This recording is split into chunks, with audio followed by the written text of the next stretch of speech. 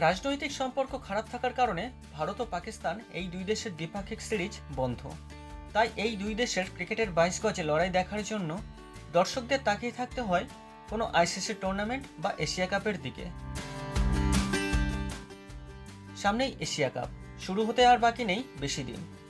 Asia কাপে ভারত পাকিস্তান ম্যাচকে মধ্যমণি করে দর্শক মনে চলছে প্রবল উন্মাদনা, চড়ছে উত্তেজনার পারদ।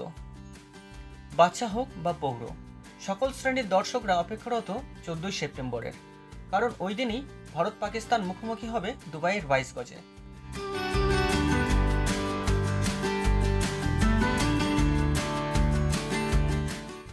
এই ম্যাচকে ঘিরে এত উন্মাদনা দেখেই হয়তো সুযোগটা কাজে লাগালো ম্যাচ সম্প্রচারকারী টিভি চ্যানেলও। হলো এশিয়া কাপে আকাশ ছোঁয়া ভারত পাকিস্তান ম্যাচের বিজ্ঞাপনের দর। বিজ্ঞাপনদাতা সংস্থাগুলির কাছে 10 সেকেন্ডের দাম রাখল 16 লক্ষ।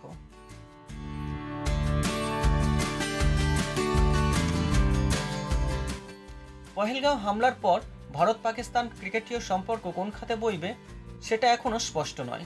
এশিয়া কাপের সত্ত্ব রয়েছে সোনি টিভির কাছে। একটি সর্বভারতীয় সংবাদ মাধ্যমের মতে, এশিয়া কাপে ভারতের ম্যাচে 10 সেকেন্ডের বিজ্ঞাপনের মূল্য 14 থেকে 16 লক্ষ টাকা হতে পারে। সহকারী স্পন্সরশিপের মূল্য 18 কোটি টাকা, সহযোগী স্পন্সরশিপের মূল্য 13 কোটি টাকা।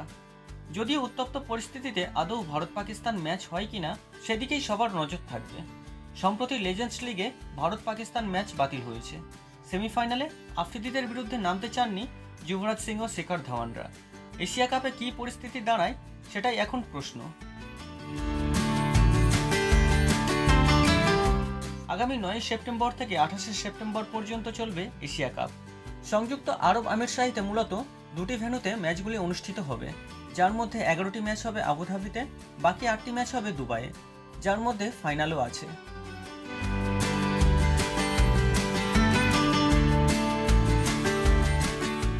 তাহলে বন্ধুরা, আপনাদের কি মনে হয় পহেলগাঁও হামলার পর ভারত পাকিস্তান ম্যাচ কি হওয়া উচিত? কমেন্ট বক্সে নিজের মতামত জানিয়ে দিতে পারেন।